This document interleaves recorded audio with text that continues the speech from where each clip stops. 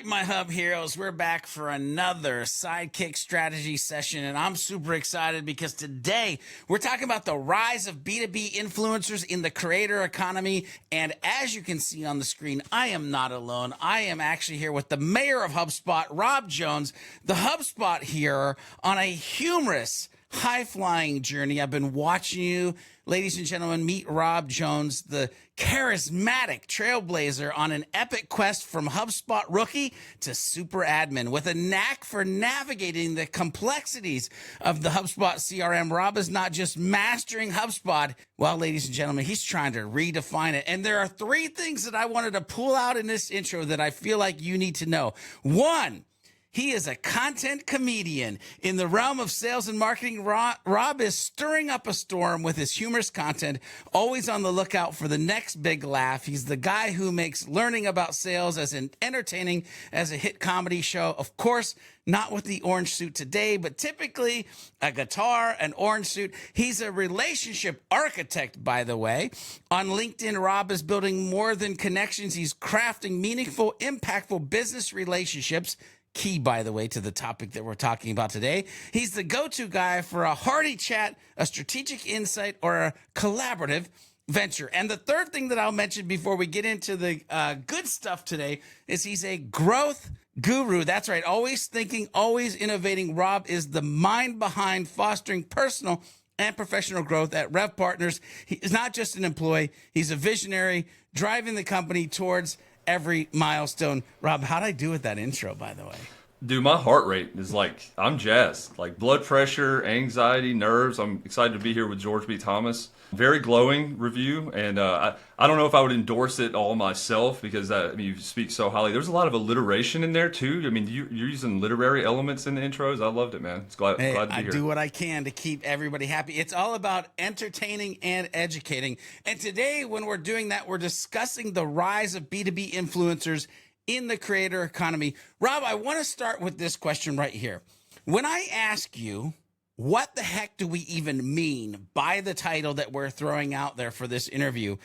What are your thoughts? Like, what do humans watching or listening to this need to have in their brains as we move forward when we talk about B2B influencers? Is that an oxymoron? And the creator economy? That's a good question. I mean, space is what I would say. So a lot of this idea, it's not new. It's worked in B2C. It's worked in direct to consumer. It's worked in almost the non-professional. It's worked everywhere except B2B, right? So I mean, and even traditionally, you've had leads or spokespeople or paid actors or talent or people that do endorsements. But if there's one thing people need to have in their minds, it's openness to be able to think about, especially in marketing and MarTech and where we both sit. I sit in RevOps and you're a HubSpot guru. There's a lot of data and backing about things that work to 3%, 6% with that sort of stuff, right? So if you could depart from the traditional data-backed approaches and not settle for that and start thinking of bringing some of the more non-traditional and relationship-focused things to this space, I think you might get a lot out of it. I love this idea of relationships. I love this idea of patience. I love this idea of non-traditional. Maybe just for a second, put your measuring stick down, follow your gut to do some of what we're going to talk about today. Now, Rob, I've kind of aligned this in a direction that I want to go, but I'm willing to go off the beaten path at any point of these questions. And also rules of engagement. If there's a question that I should have asked at the end, I'm going to ask you, Rob, what didn't I ask you in this interview that I should have? But I want to go at this starting with business owners, moving into marketers, and then actually going into sales. So if you can see what I'm doing here, I'm kind of giving a RevOps kind of approach to the different pieces and parts that play, right? So with business owners, Rob, I want to start to dive into strategic alignment, that thing that you bumped up against, ROI expectations and long-term partnerships. But let's start with the strategic alignment portion of this. How can business owners align B2B influencers, marketing strategies, business strategies, their overall goals? How do we align all of that together when we're first starting to think about maybe doing something around the creator economy and B2B influencers, whether it be us or invoking other B2B influencers into our brand? Again, a lot of my responses to this are probably non-traditional and maybe unexpected, but they're honest, and I think that's one of the first things that you need is being direct. Over communicating. Alignment, it typically isn't a directive, so along with that of just an understanding of what the overall org goals are, and then kind of by department, there needs to be a culture of transparency, honesty, and then really trust. Right? Business owners, especially in this, CEOs, founders, those types of people. I feel like as you scale and grow, and as there becomes more removal from ICs to management to the actual C-suite and leaders of the team, there's less awareness, there's less like trust and detail granularity, and so it's harder to not request approval or data or science or backing for some of these initiatives where there isn't anything in the space yet. You take somebody like Mr. Beast, who from YouTube, who has billions of views and 100 million subs and all this other stuff.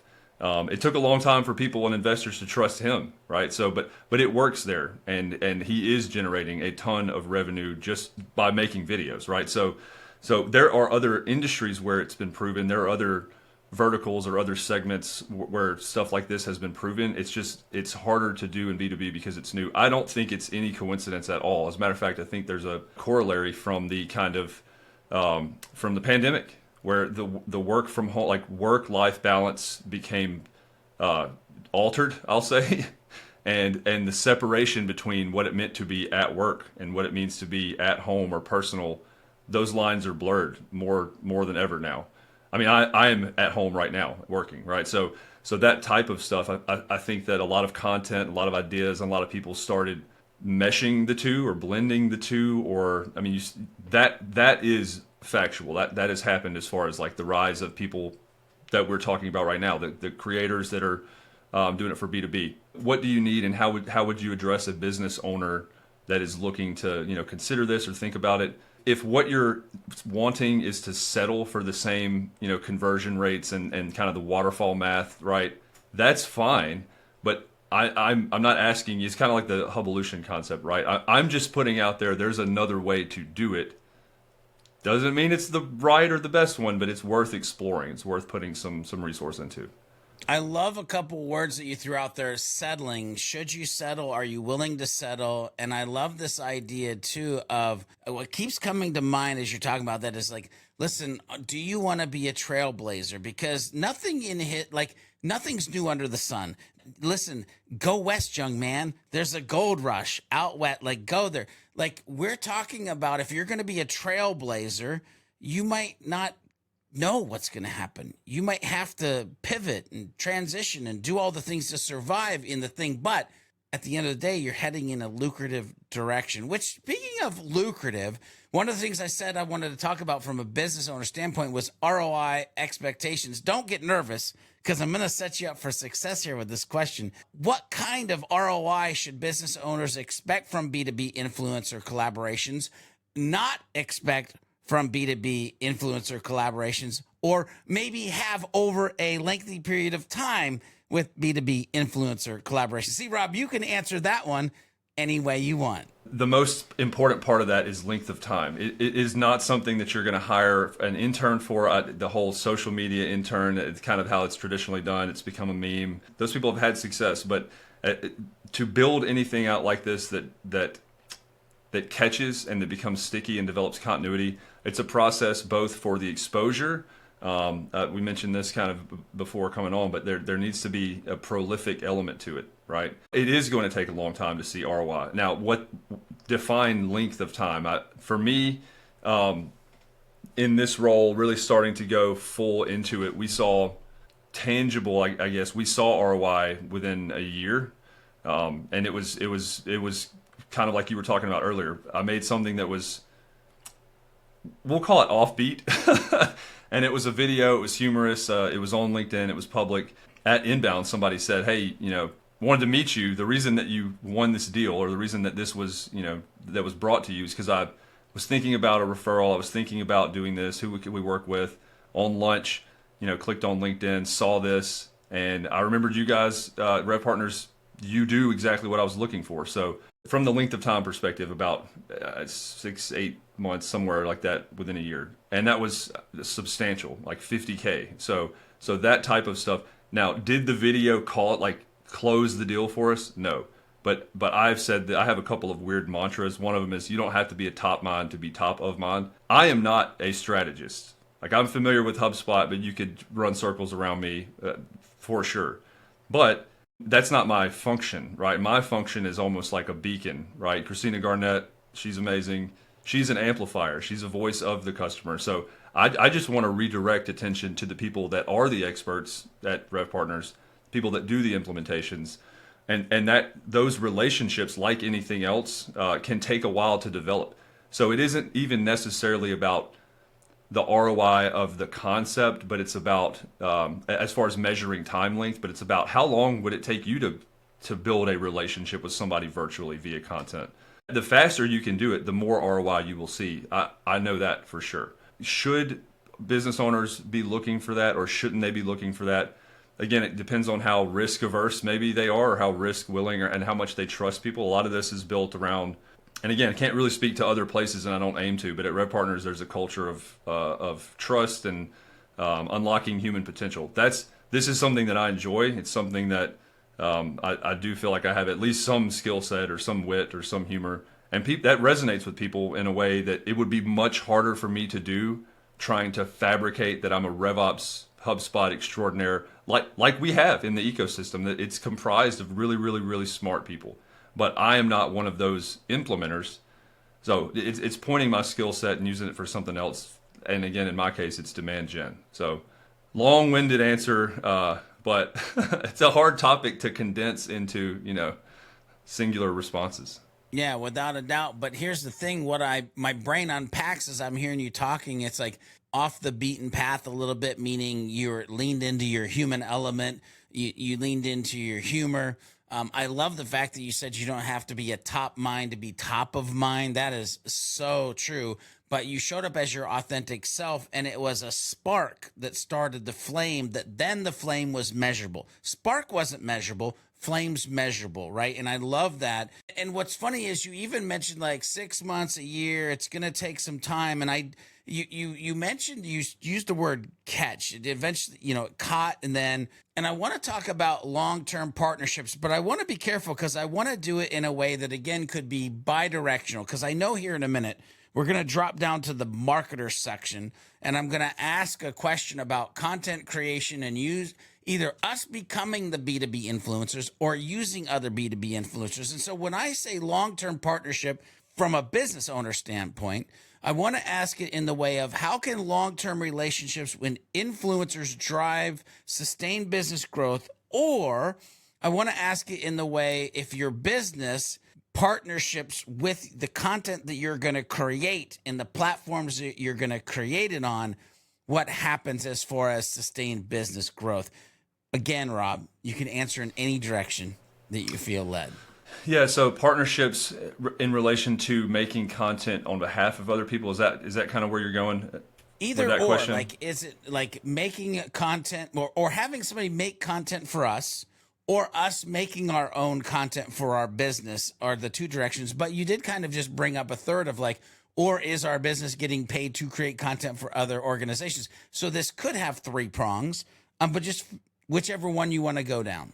Yeah, it's been more effective for me to make content for the people I work for. I made a HubSpot AI launch video, which was the dream, thing to be asked to do and involved with. But that was more, again, HubSpot, love them. We both do. They're fantastic, but they're a gigantic, they're a billion-dollar company. So even that approval process and like the notes and the brand guidelines, I should have probably been sued a couple times with some of the stuff I've put out there just from fair use and all that stuff, which is, it's important. I'm not advocating to do the kind of stuff that I do, but that was built into the understanding, right? Like, am I going to get in trouble for this? The HubSpot mantra of like, use good judgment came into play. So I do feel like I have decent enough judgment to stay within the lines, but all the content that I'm making is more the concept of agency. So the third one, like making content on behalf of other people, that's what a marketing agency does. That's what a creative agency can do. Making your own content is something we've leaned into at Rev Partners because it's part of our core value, right? To unlock people, to unlock latent potential for human flourishing. And so it's not requisite, It's not like your first day you have to be vlogging and recording and making funny videos or singing songs or any of that stuff. But you have the option to do so if that's who you are.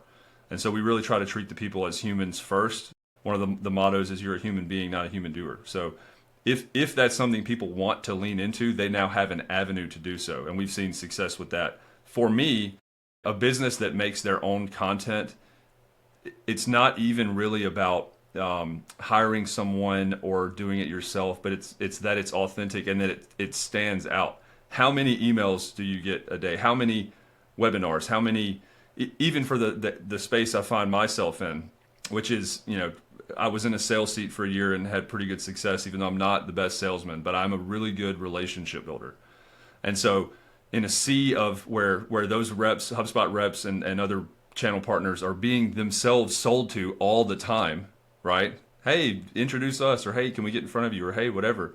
There's a different approach to do that is much more direct, much more authentic, and it rewards connection more so than it does hit a quota or hit a target or hit a number. One of those examples is really with the suit, that whole concept. Like I would go to these, formal team meetings in the suit and just be in character, if you will. And that creates an impression, like an imprint of who are they going to think about easiest, right? Is it one of the 7,000 partners in the HubSpot ecosystem? That's a lot to narrow down from, right? It's a lot of exposure, and it's a lot of the same types of initiatives with one-pagers and webinars and ebooks. Video specifically gives you a better opportunity to make an impression and stand out. And so that was the approach. It was very much, I've used this example, which is ridiculous, but it gives, just gives you an idea of how I think. In Billy Madison, he's drawing a blue duck in kindergarten, and she says, "That's a great blue duck, Billy. Why'd you draw a blue duck?" And he's like, "I've never seen one, wanted to see one." So I try to take the approach of like, what isn't in existence in the ecosystem now, and do that. Whether it's good or right or bad is almost not, it's not really the point. This is going to stand out because it's unique.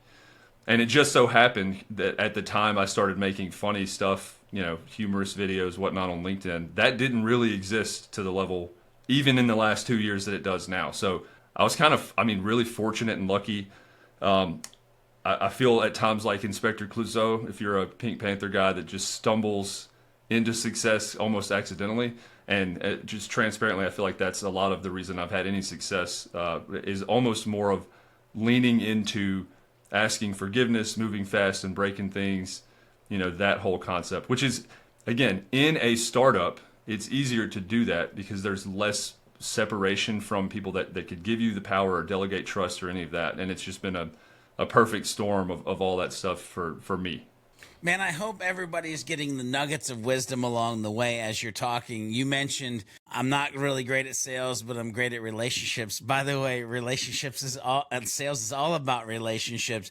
And just other things that you said, like you said, I made an impression, an imprint. Dare I say, you evoked an emotional response. People buy based off of emotion, not really knowledge. That's the great Zig Ziglar quote that we could throw in there. So there's just so many nuggets that you're kind of leaning into. And I want to continue to double click on something. You started talking about content creation. And so let's move into the marketer section of this.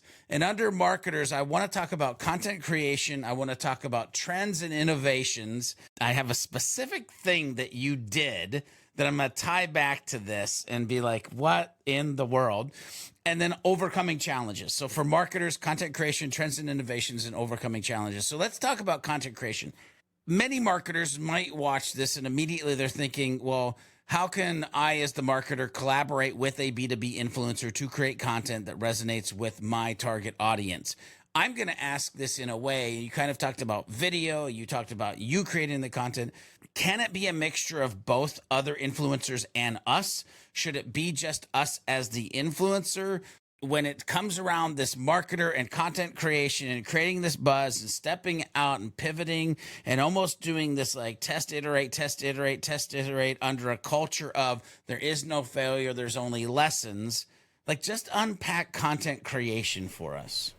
You mentioned how do you get the right content in front of the right people at the right time? That is I mean, what is that to the three things that you have to get right separately? So there's almost too much of a timely element to worry almost who your audience currently is, who they were, who they will be. A lot of that with trends and what's like in vogue changes all of the time. Like, so I don't, probably telling myself, my audience, I'm not even sure who they are because my audience is HubSpot's audience, which is growing $26 billion in like, I'm not sure who my audience will be tomorrow, but I do know that people that are going to work with us would probably, a differentiator is probably the topics and how it's presented rather than a demographic or an age range or a title. And so humor is universal. My background, and again, I realize I'm not for everybody either. And that's something you kind of have to lean into is like, I try to make content for one person.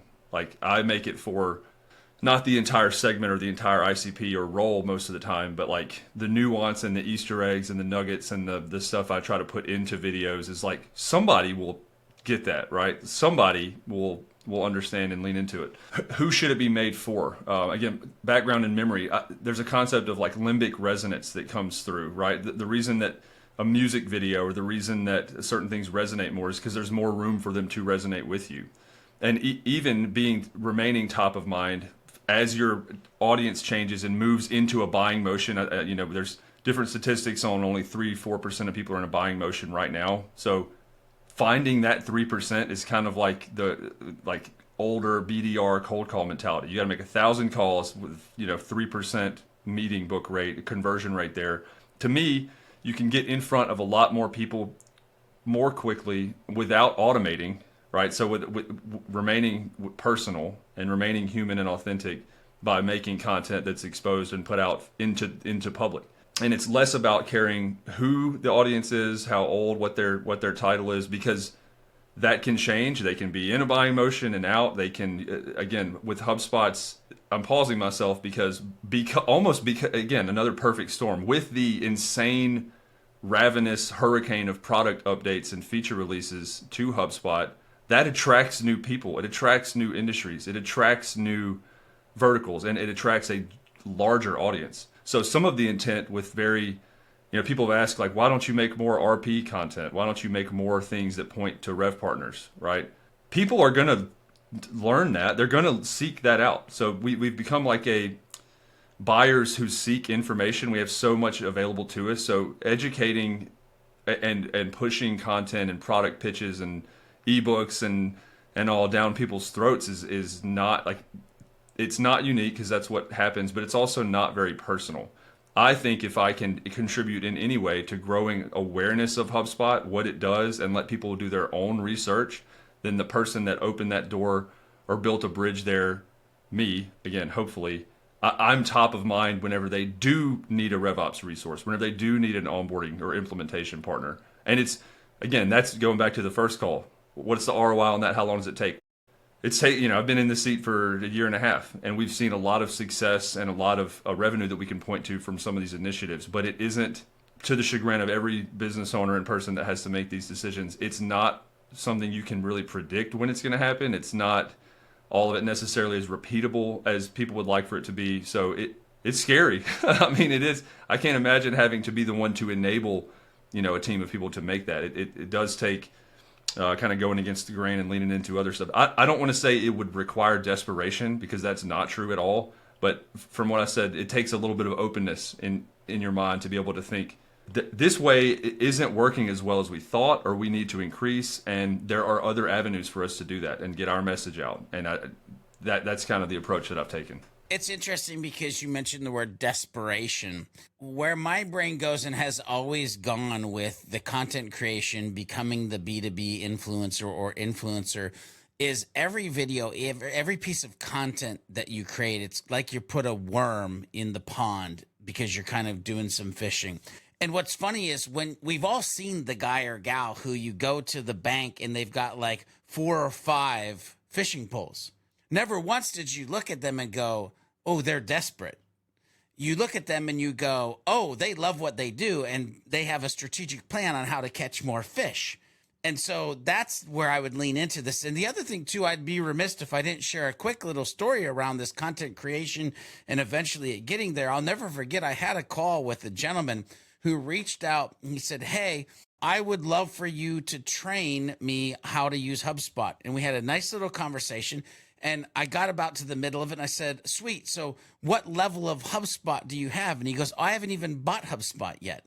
And I said, what do you mean you haven't bought HubSpot yet? You've been watching my HubSpot videos that I created for HubSpot users so that they could use HubSpot better. And he goes, yeah, well, I was just evaluating if I actually wanted to buy HubSpot, stumbled across your videos, and now I want to buy HubSpot and I need you to train me, right? Now, that wasn't the strategy, but it just happened because it is. But it wasn't. All right, let's move forward and talk about trends and innovations here. I have a story similar to that, a really quick one.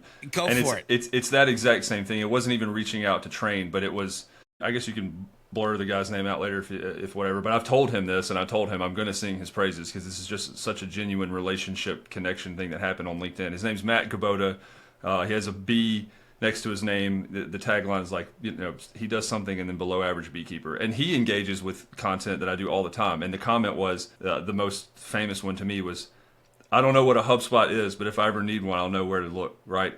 That's very similar in that, let's say evaluating him in his role as a person. People move all the time. People change orgs all the time. There are barriers in place with orgs and with whatever company or industry, et cetera, all the time to where that isn't a buying motion right now, but tomorrow, and as they move into a new seat and a new role, that all changes. So you're not marketing or creating content to the company, you're creating it to the individual. My ICP is based less on demographic information and more on what type of humor, like what type of interests do these people have? Who are they behind the demographics? And so if you create content like that can speak almost it crosses boundaries from like, is this the right fit at the right time, right person, right title, right role? It's almost irrelevant when you're making stuff that can be appreciated just for what it is. And that resonates later. So that's my story. Yeah, and I want to double click on that because what I hear when we're talking about this and where my brain goes is the idea of if one person laughs, if one person learns, it's about the human, it's about the one, and the one may become many, but I'm willing to create the content because of the one. And here's the thing, you brought up Matt. Not only will he change potential orgs, but we don't know who he knows and who they know. And the idea of network at a global scale, when you put content out for the one in the universe that could potentially become the many, you just have no clue. All right, now let's dive into trends and innovations. I'm going to ask the question first, then I'm going to tell you why I'm asking you this question. My question is, how important are emerging trends or historical mainstream concepts in B2B influencer marketing? No matter if we're the ones creating the content or have hired a B2B influencer to create it. Ladies and gentlemen, back in the day, there was this thing called the Great American Hero. Rob, you made a video for multiple people. I happen to be one of them. Talk about innovations, historical mainstream concepts. Talk about the Great American Hero and kind of what you guys did and why that's important, why people should kind of maybe think in this direction or pay attention to it. Just unpack all you have around that. I literally, right before this call, posted one of those today, and I changed it up. You're talking about the Budweiser campaign series from, we're old enough to have seen it and appreciated it, but it's Real Men of Genius, which the whole idea was like, we salute you, Mr. Charcoal Barbecue Grill Master, and it was very satirical and very funny. That stuck with me, and I was a kid at the time, right? And it wasn't about the beer. That's the other part. It was I couldn't, as a kid, I don't even know what Bud Light or Budweiser was, but that was really cool.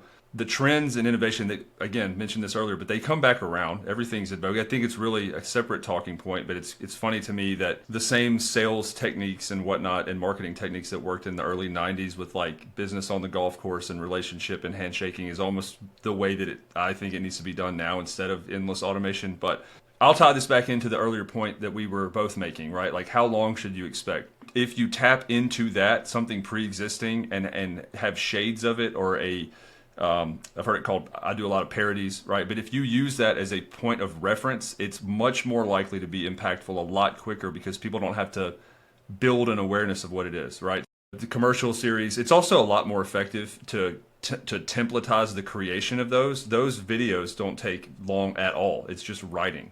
And so, it's not overly produced. It's not a big cost to make them, but the intent is to champion. Yours was like talking about you wearing the hat and the hoodie the same color, and what an expert in HubSpot you are. So you almost gift that. I like the concept of gifting content, right? Which is making stuff on behalf of people without them asking for it. There's no request. There's no anything. It's just like, I value you as a human being. Here you go.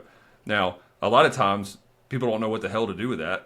It's like, what is this, and why did you make it? But there's several other things that are like that too. If you have a new idea, number one, it's probably not new.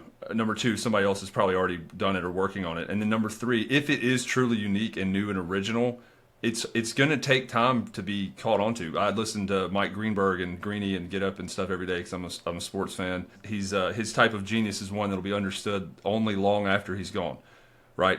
That it takes time for ideas and concepts to become trending, right? I think social media kind of blows that out of proportion with like, here's what's trending today, and you have to do this right now. It makes a lot more sense, and it's a lot more efficient to leverage existing concepts and then shade them in a way that's different.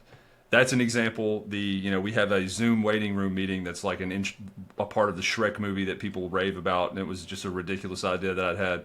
But I just posted this again. This is a second iteration. The videos, the Mayor of Inbound presents Real Admin of Genius, and then I do background vocals. Well, that's a parody of the Budweiser campaign, but now I thought I need a way to introduce our awesome sales teams to people that isn't invasive, I'll say, you know what I mean? That's not something that's unwanted. And so I changed the colors from orange to green, kind of the same layout, and just made Real Salesmen of Genius, which is some anecdotal stories. We've got a guy named Matt Furman who he closed a big deal, and we thought, man, we got to do something for this guy. So we shipped him a potato. There's a potatoparcel.com thing. Just the most random, weird thing ever, but it's just a potato stamped in as like, you're a great leader. Congrats. Here's a potato, right? We put that in the video. So the intention there with like, not even the trends of like what you're making it and what the subject is, but like what's trending and what's important as far as a differentiator in the ecosystem. And one of those is leaning into appreciation of people. There's a lot of product pitches. There's a lot of, we have this new great whatever it is. There's a lot of AI. There's a lot of lack of authenticity present. And so it's easier to connect with somebody that you know something about. Right? The weirdest couple minutes of a sales call or a disco or any call are the first three when you have to figure out what to talk about. And so if I can put into the ether that Matt has famous cats on Instagram, that makes the recipient or the person he's trying to get in contact with in business specifically more susceptible, because it doesn't feel like he's a stranger. It doesn't feel like, it endears, it starts building a relationship on his behalf asynchronously. I feel like I just mentioned Mike Greenberg. Never met the man, never spoken to him. He's a celebrity. He's in all sorts of Hall of Fames. But I've listened to him so much that I feel like if we ever met, I would have plenty to talk about. And I would feel like I knew him. That is the intention for me, trying to make people aware of kind of the personal side, not just slide deck death, not just product features and whatnot. And we'll see how successful it is. I posted that about an hour ago. Love it. Very cool. It's funny, a couple things. One, I can't tell you the amount of times in my HubSpot career that I've had somebody get on a call and be like, man, I feel like I know you. Is that weird? And I'm like, no, it's actually not weird. I get it quite a bit. But you said something in there, and I hope people rewind and re-listen to that part, because you talked about gifting content. And what I want everybody to realize and dive deeper into is when you gift somebody something, there are a couple different outcomes that can happen. One, they can enjoy the gift and it made them feel an emotion, and they're probably at some point going to talk to somebody about the fact that this happened in their life. And so, again, that universal connection. And then there's most of the humans on this planet. They're going to put it on Instagram. They're going to put it on Facebook. They're going to put it on LinkedIn. They're going to share it to everybody because why? Well, they've been gifted a piece of content that puts them in a spotlight that they want people to be able to see. It's funny. It makes them feel a certain way. And so realizing that you can gift content with the strategy of being human, but in the understanding of what that means, and that most likely it is going to get amplified probably far further than you could ever imagine. I don't know if this is a superpower, if this is odd, or if this is like a vulnerable moment, but I view the people with whom I share a seat in a spot, I view their presence and attention and their support as a gift, right? It doesn't have to just be internal. And I also operate almost exclusively in metaphors and memes. So I'll share a story that this metaphor is important because it is gifting, right? At Inbound, I got invited to an executive dinner, right? Immediately was like, this is not the right email address, right? I'm not, it's not, that shouldn't have gone to me. So I asked about it. Yeah, we want you here. I was in a room with some of the actual executives, some VPs, some like stars, right? Some people that I've researched before and looked at. It was through Alina Vanderberg, who I just think she's amazing. And so I took that as a gift. The other thing gifting can do if you do it non-surreptitiously is it creates a need to reciprocate, right? It's easier to do that when the gift is not consumable, right? Gifting now, I think, in a way, is a lot of consumable stuff and not digital assets, right? Like I made you this here, again, as weird and offbeat and whatever as it is.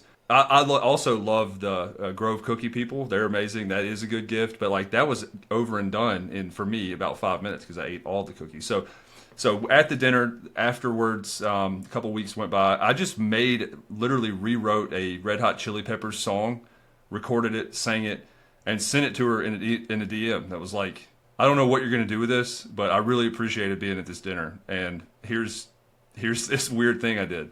Within like 10 minutes, it is a 404, like it's a redirect theme music on their webpage. Is that giving Rev Partners any revenue? No. Is that ROI? No. But that relationship and that effort and that gift or content piece, I feel like could lead to that. I feel like it could be an avenue to further and deepen and explore a relationship professionally.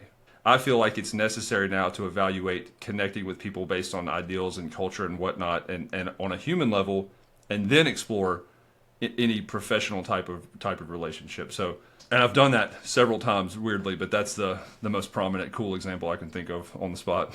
Yeah, I love it. And honestly, it is awareness. And awareness is the starting line of what could be a full-fledged race to a closed-won deal and revenue. Speaking of a closed-won deal and revenue, because we have limited time and I want to make sure we give value to all the departments, let's go ahead and skip overcoming challenges for marketers. We might have to do a full episode with some other questions. We'll just let the people let us know if we should do version 2 of this. But let's dive into the sales professionals, because getting to that closed-won deal, generating revenue, being able to eventually tie back the ROI of these efforts and stories that we've been talking about. And you've almost been answering this along the way, but I want to get a succinct answer to this idea of integrating influencers into the sales strategy. By the way, in this section, we're going to try to hit integrating influencers into a sales strategy, a feedback loop that might be important to pay attention to. And then I definitely want to give you time to dig into the building relationships portions that you teased out at the beginning of this episode. But with integrating influencers into sales strategy, what are effective ways to integrate all this craziness, B2B influencer, creator economy stuff into just a broader sales strategy where maybe it's a couple people instead of just one person? Where does your brain go, Rob? It's important to evaluate what the purpose is. So what is the purpose behind the content? Not necessarily the topic, but it's to, again, this is almost answered immediately, to generate revenue, right? That's fine. I think generating revenue is a result of relationships. So instead of, again, integrating that into the sales cycle, I take the approach, and we've kind of taken the approach to do what others aren't do the small things and the important things that may not be able to be automated, that take some time, a little bit of manual effort, because they pay dividends. So if you're aware of, and you should be as a sales rep, of like what industry standards and best practices are and what everybody else is doing, divert from that. One of those, if you're in a disco call, right, with somebody and you recap, send them like next steps and whatnot, pretty common practice. Instead of just a body of text or whatnot, you can go a step further by formatting, and we use that at RP. You can go a step further by doing it within 12 hours, which is one of our SLAs. You can go a step further than that by sending a Loom video through the recap. You can go a step further than that by sending something entirely different, right? So those are the types of things where creating the content, specifically video in this case, it doesn't feel foreign to me, but I also understand that a lot of businesses and a lot of orgs, that's not built into their process. It's built for us, and we take advantage and leverage that, but integrating that requires thought, and it requires failure too. Like, I want to be very clear for myself and to anybody listening to this. It's not going to be successful or finished immediately, and it's probably going to change, and it's going to require iteration. But some of the best sales practices and efforts that we've used leverage other people to talk. One of these was the DM was a former collegiate basketball player and like really, really tall, right? So we sent a Loom video from somebody on our team who's like 6'8", and we fused that with Matt, who came back on camera like underneath, like out of frame a little bit, and that worked. It's those types of little tiny nuance pieces that 100% differentiate you. It's 2% extra for 98% more. Like the likelihood to convert or close or get your desired response from it, it's important to lean into that and try things. So good, so good. Let's keep driving forward. I want to talk about the feedback loop. And again, when I think about this, my brain goes in two different directions. And I'd be remiss if I didn't talk about marketing and sales teams aligning with each other to actually work on this initiative. But also it's the feedback loop from the audience that you're gifting or delivering the content to, or who is seeing the amplification of the gift. And so when we think about feedback loop and sales professionals, how can, I guess, sales insights, boots on the ground, improve influence marketing campaigns in the future? Like, we've done these fun and crazy things. This ends up happening. We can't actually tie it to ROI, but during the process, this is what sales thought or did or saw. Talk to me about that. And then also, you've put a plethora of stuff out to the world. Like, how much are you paying attention to the comments and the emails that come from that? And how is that dictating, like, what happens next? I realize that I don't have a lot of time for this, but this could be a whole episode for sure. This is something that I obsess about, and it's not about the comments. You've said feedback loop a couple times between sales and marketing. It'll be indirect, and you'll gain awareness of how people feel almost through like dark social. A lot of that stuff is shared on LinkedIn in particularly. Again, ignorance is sometimes a superpower, not only bliss. So for me, not having the understanding that geographically, culturally, even engaging with a LinkedIn post, either with a like or comment, isn't necessarily done to let the creator know, but people's perception of, like, if you, George B. Thomas, interact with or like or comment on something risque or insane or whatever that I've done, and people see that you've engaged with it, they're going to have a perception of you. So a lot of the feedback loops, a lot of the engagement metrics and likes and comments and whatnot aren't as evident, and they aren't engaged with. The numbers aren't as high, but the impact is greater. Right, we've had people that have said, "I've been lurking."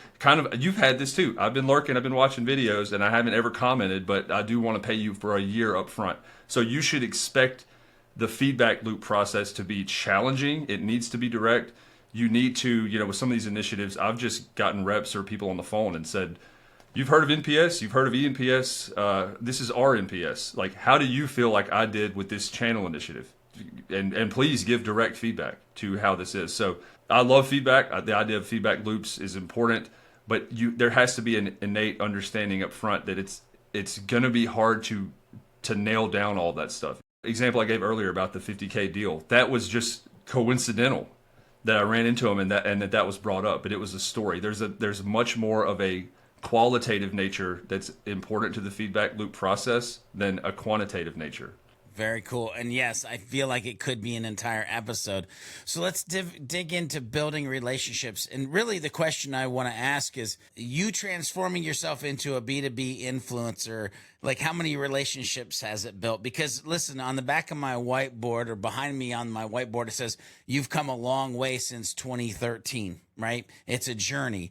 When you think of this B2B influencer, when you think of building and maintaining relationships, when you think of the potential of friendship, clients, customers, just unpack the power that is this focus on building the relationship first and letting it then go from there.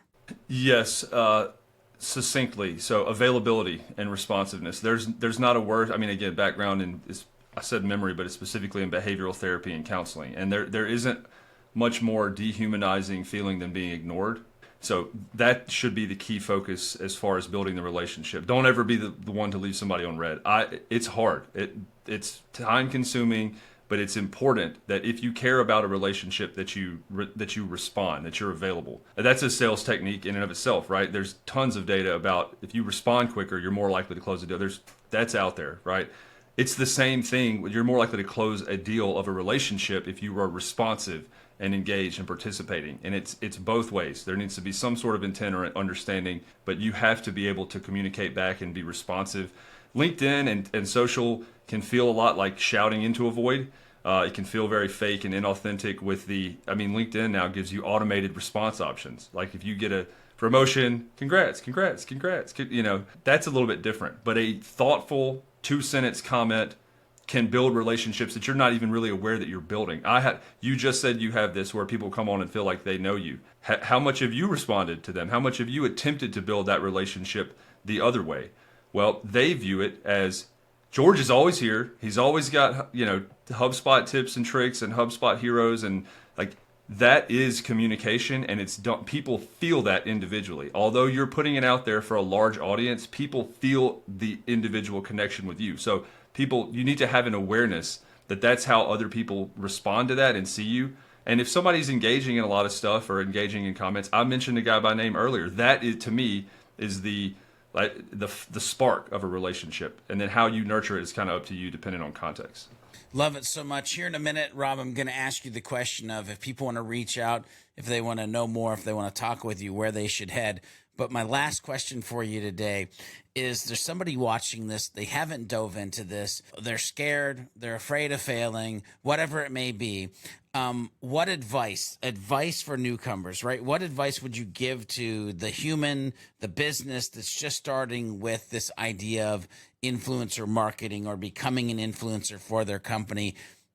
What's your advice? Words of wisdom, if you will. I could be very magnanimous and pragmatic about this, but it's really not the case, right? It is scary. Number one, you probably are going to fail more than you succeed. Number two, it's going to take experimentation. Number three, people aren't going to trust or realize what's happening. Number four, and number five, that is okay, right? You have to get started, even if it's recording Loom and becoming familiar. I'm nervous on podcasts. I don't know if you can tell, but I make myself do it, right? Because it's building that creative muscle. It's building the muscle of becoming, kind of what I want to do. So those are the 5 bits. Not all of them are good, but it's important that I'm direct about it, right? It's not league of their own, right? Of course it's hard. If it weren't hard, everybody would do it, right?